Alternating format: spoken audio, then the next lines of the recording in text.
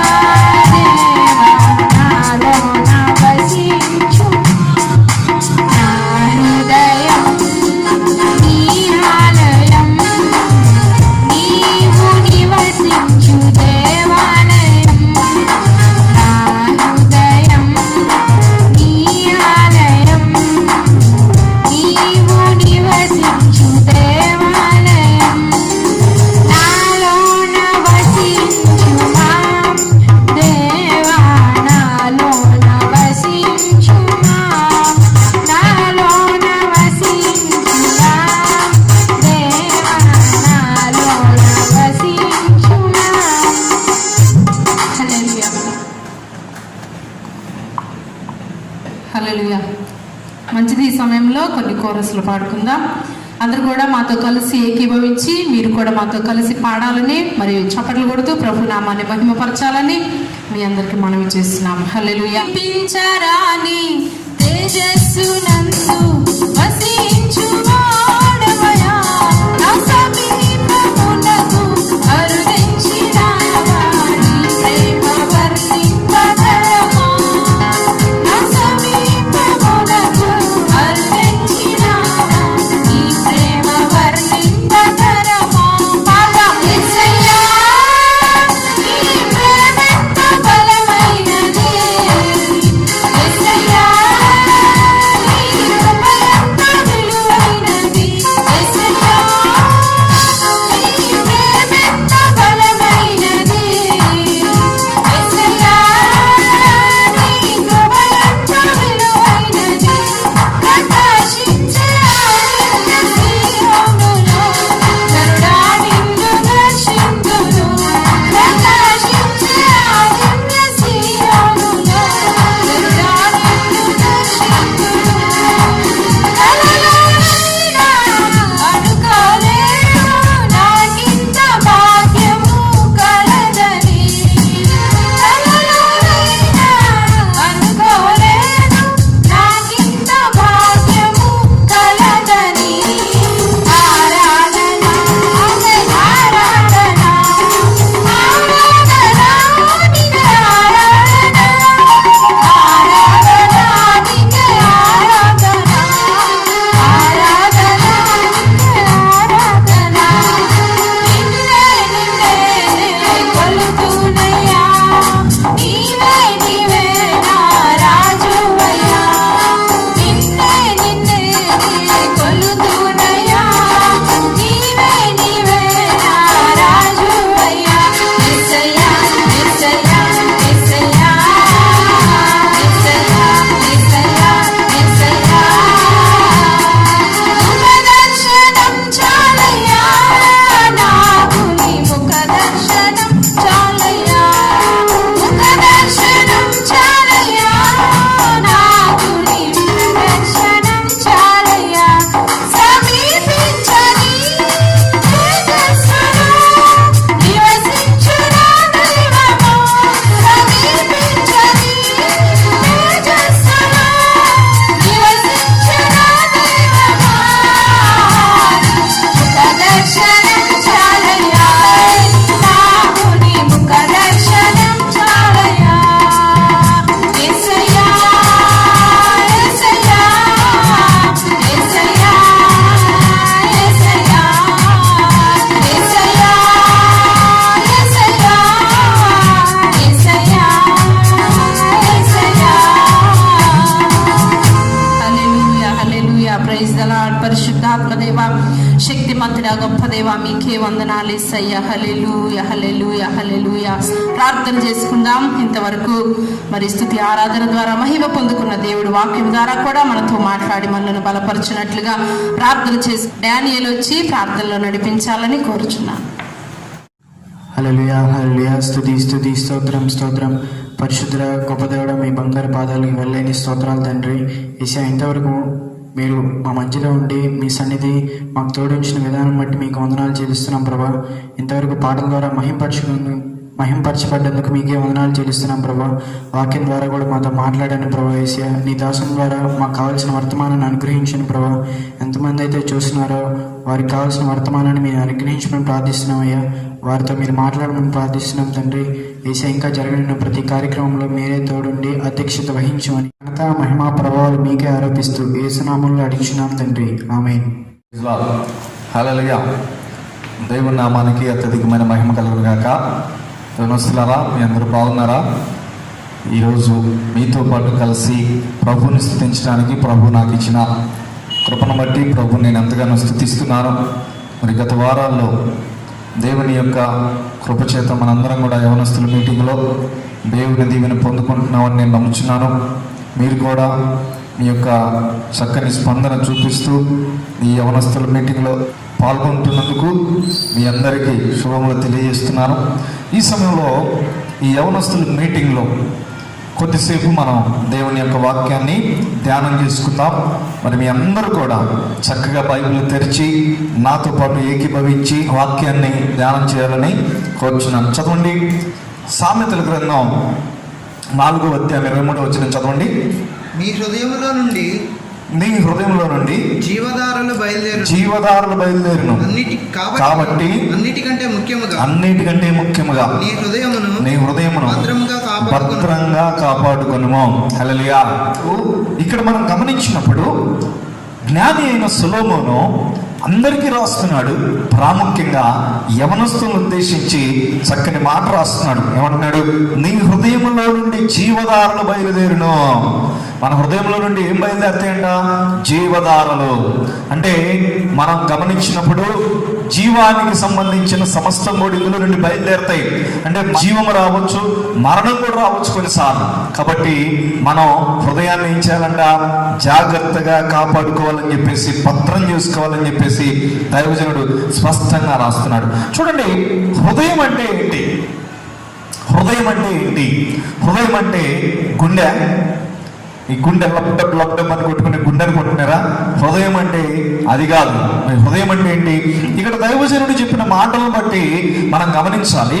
అదేవిధంగా బైబిల్లో హృదయం అనే ప్రాంతంలో మనం గమనించినప్పుడు మనసు, మన యొక్క మనసు, రెండవదిగా మన యొక్క తలంపులు, ఇదనమాట హృదయం.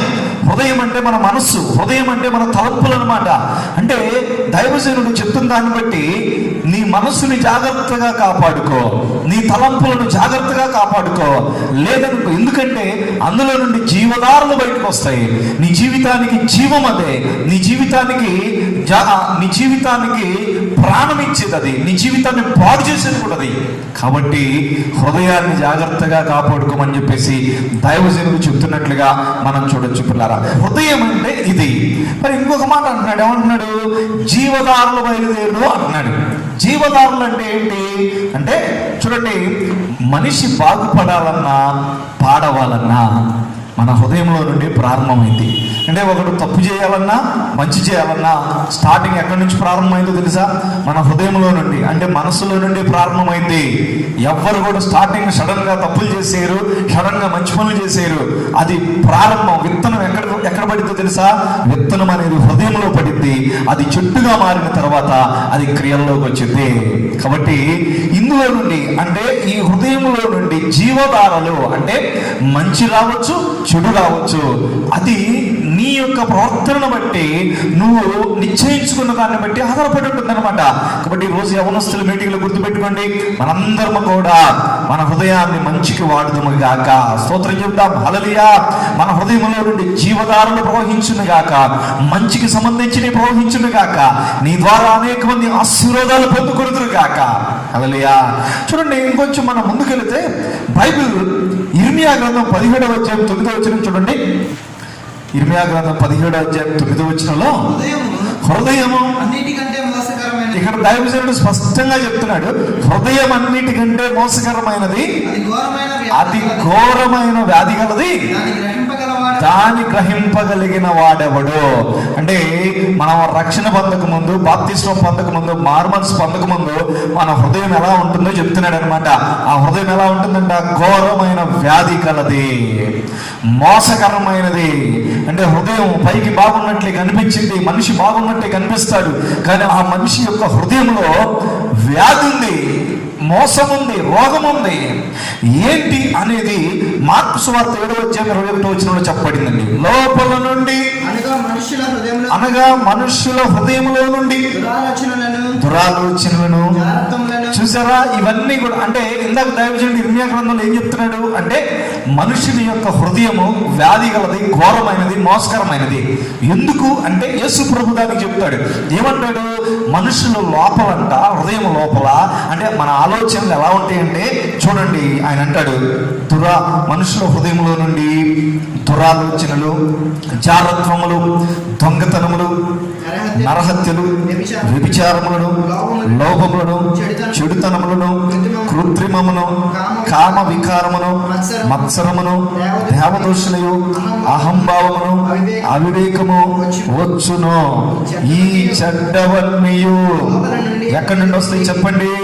లోపల నుండి బయలు వెళ్ళి మనుష్యుని అపవిత్రపరచునని ఆయన చెప్పాను. ఆమేన్. ఈ చెడ్డ ఇందాక ఏమన్నాడు? హృదయం ఘోరమైన వ్యాధి కలది. కారణం ఏంటి? ఇవన్నీ కూడా లోపల నుండి మనుషునికి అపవిత్రత కలుగు చేస్తున్నది. అది పునర అందుకని దైవజనుడు ఏమంటున్నాడు ఇందాక సొలొమోను?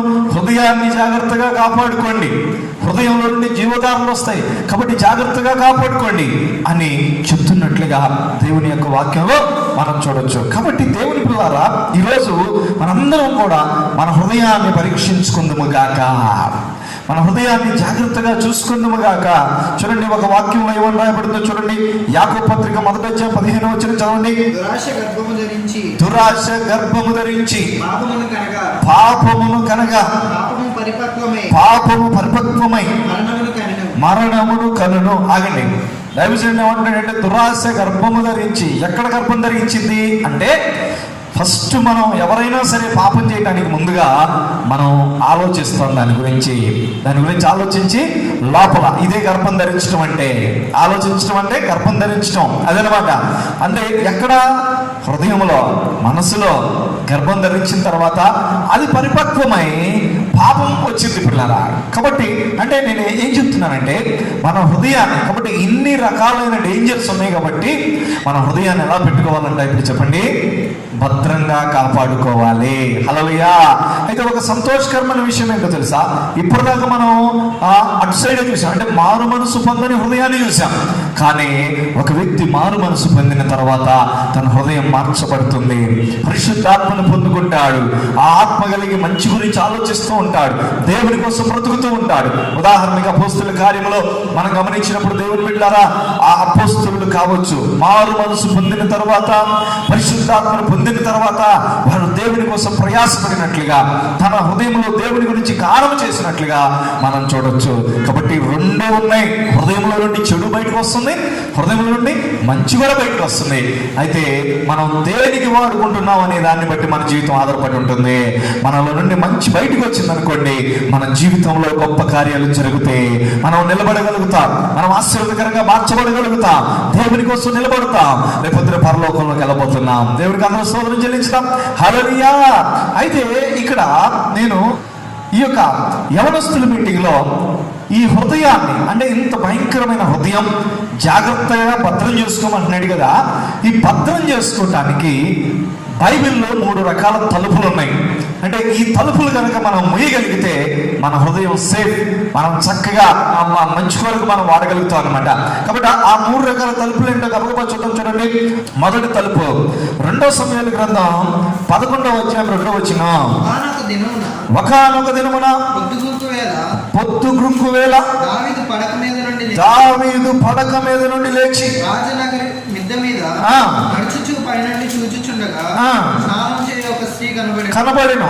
బహు సౌందర్యవతి అయి చూచి దావీదు దాని సమాచారం తెలుసుకున్నట్టుకై ఒక దూత. చాలు చూడండి, మొట్టమొదటిగా మన హృదయాన్ని భద్రం చేసే ఒక తలుపు వేయాలి. ఏంటి ఆ తలుపు అంటే, మన కంటితో పాపాన్ని చూడటం అనే తలుపు వేయాలి. ఆమేన్. ఇక్కడ దావీదు మహారాజు చూడండి, ఒక పెద్ద తప్పు చేశాడు. దేంతో చేశాడు? కంటితో చూచుట ద్వారా.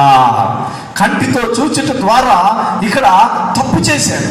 తప్పు చేసిన తర్వాత మనందరికీ తెలుసు ఎంత పెద్ద శిక్ష పొందుకున్నాడో మనందరికీ తెలుసు. తన కుటుంబంలో గొడవలైనాయి, తన కుటుంబంలో అన్నదమ్ములు చంపుకోవాల్సిన పరిస్థితి వచ్చింది. దేవుడు కూడా దావీదుని ద్వేషించినట్లుగా మనం చూస్తాం పిల్లరా. కాబట్టి దావీదు మహారాజు చేసిన మొట్టమొదటి తప్పు ఏంటంటే, తన కంటితో పాపాన్ని చూశాడు. పాపాన్ని చూసి దాని గురించి తలంచి తప్పుడు ఆలోచనలు చేశాడు. తన హృదయంలో దురాశ చేసింది, గర్భం ధరించింది, పాపాన్ని కన్నాడు. కాబట్టి ఆయన జీవితం పతనం అయిపోయింది.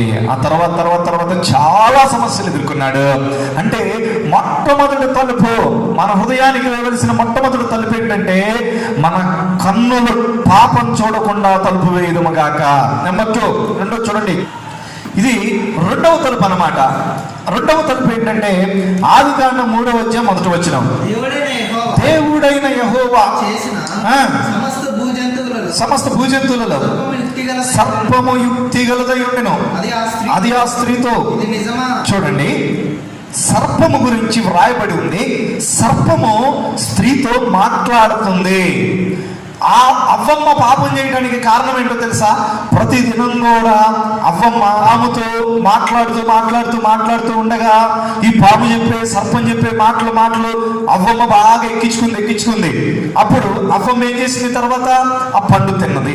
ప్రభు చెప్పిన పండు తినొద్దని చెప్పిన పండుని తిన్నది. కారణం ఏంటి? అవ్వమ్మ చెప్పిన మాటలు బాగా పనిచేసినాయి. అంటే పాపము చేయకుండా మన హృదయాన్ని కాపాడుకోవడానికి వేయవలసిన రెండో తలుపు ఏంటంటే, చెడు వినకుండా మన చెవులను మూసుకుందుము కాక. దేవునికి స్తోత్రం చెల్లించుదాం. హల్లెలూయా.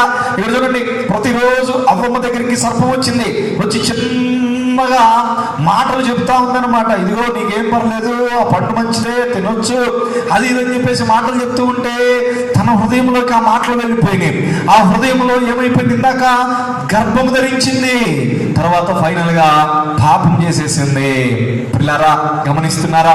ఈ రోజుల్లో మనం గమనించినప్పుడు ఇదిగో చూడండి, లేనిపోని మాటలు విని ఆ మాటల్ని ఎక్కించుకొని, లేకపోతే వాళ్ళ మాటలు వీళ్ళ మాటలు విని దేవుడి పిల్లలు తప్పు చేస్తున్న వాళ్ళు ఉంటారు. గుర్తుపెట్టుకోండి, సామెతల గ్రంథంలో ఒక మాట ఉంది. ఏంటది? మనం దోపుడు సొమ్మును దోచుకుంటూ రమ్ము అన్నప్పుడు మీరు వెళ్ళొద్దు అని చెప్పేసి దైవజనుడు చూడండి 15 సామెతల గ్రంథం 1వ అధ్యాయం 11వ వచనం చదవండి. పలు విధములైన మంచి సొత్తులు మనకు దొరుకును, మన ఇండ్లను దోపుడు సొమ్ముతో నింపుకుందము.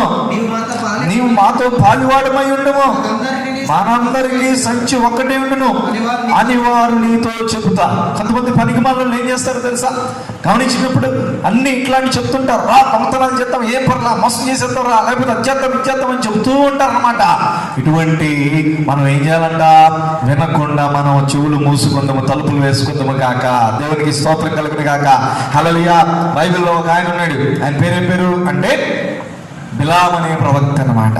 సంఖ్యాకాండం 21వ అధ్యాయం 22వ వచనంలో 22వ అధ్యాయంలో మనం చూస్తున్నాం. ఈ ప్రవక్త ఇశ్రాయేల్ ప్రజలను శపించడానికి బాలాకు రాజు ప్రవక్త దగ్గర పంపించినప్పుడు అప్పుడు నేను దేవుడిని అడిగి వస్తానని అన్నప్పుడు దేవుడు వద్దని చెప్తాడు. వద్దని చెప్తే ఈ పంపించిన వాళ్ళు రాజు దగ్గరికి వెళ్తారు. రాజు మరలా ఏం చేస్తాడో తెలుసా? చాలా డబ్బు మళ్ళా తిరిగి పంపించి ఈ బిలాము దగ్గరికి చెప్పిస్తాడనమాట. రాజా, మా ప్రవక్త గారు, మా రాజు గారు మీకు ఇంకా ఎక్కువ డబ్బు ఇస్తారంట. ఎక్కడ పడ్డది? చెవులో పడ్డది. ఈ చెవులో పడంగానే హృదయంలోకి వెళ్ళిపోయింది. ఆశ కలిగింది. అబ్బా, ఎక్కువ డబ్బా, అమ్మా మనం ఎక్కడ సంపాదిస్తాం అని చెప్పేసి అనేసుకున్నాడు. ఇప్పుడు మళ్ళా దేవుడి దగ్గరికి వెళ్ళిపోయి ప్రభా నేను వెళ్తానన్నాడు. ప్రభు ఏం చెప్పేటప్పుడు ఇల్లు అన్నాడు కానీ గాడిద చేత బుద్ధి తెప్పించాడు. అదేవిధంగా ఇశ్రాయేలు ప్రజల యొక్క ఆ యొక్క ఖడ్గము ద్వారా సంహరించబడ్డాడు. చూసారా? ఒక ప్రవక్త ఎంత చేటు తెచ్చుకున్నాడు. కారణం ఏంటి చెప్పండి? తన చెవు మూసుకొనలేదు తప్పులు వినకుండా. కాబట్టి రెండవది మనం చేయవలసింది ఏంటంటే మన చెవులు మూసుకుందముగాక. నెంబర్ 3, మూడవది చూడండి, 3వ తలుపు. ఆదికాండం 39వ అధ్యాయం 12వ వచనం చదవండి. ఆదికాండం 39వ అధ్యాయం 13వ వచనం చదవండి. అతడు తన వస్త్రమును ఆమె చేతిలో విడిచి తప్పించుకొని పోవుట ఆమె చూచినప్పుడు చాలు. మూడవదిగా పిల్లల 3వ తలుపు మనం వేయవలసింది ఏంటో తెలుసా? చూడండి, పాపం చేయాలని ప్రేరేపించే వారి యొక్క ప్రాంతాల్లో నుండి మనం బయటకు వద్దుముగాక. హల్లెలూయా. చూడండి, ఇక్కడ యోసేపు పొతీఫర్ ఇంట్లో ఉన్నప్పుడు పొతీఫర్ యొక్క భార్య యోసేపుతో పాపం చేయాలని చెప్పేసి అన్నప్పుడు యోసేపు ఏం చేశాడు?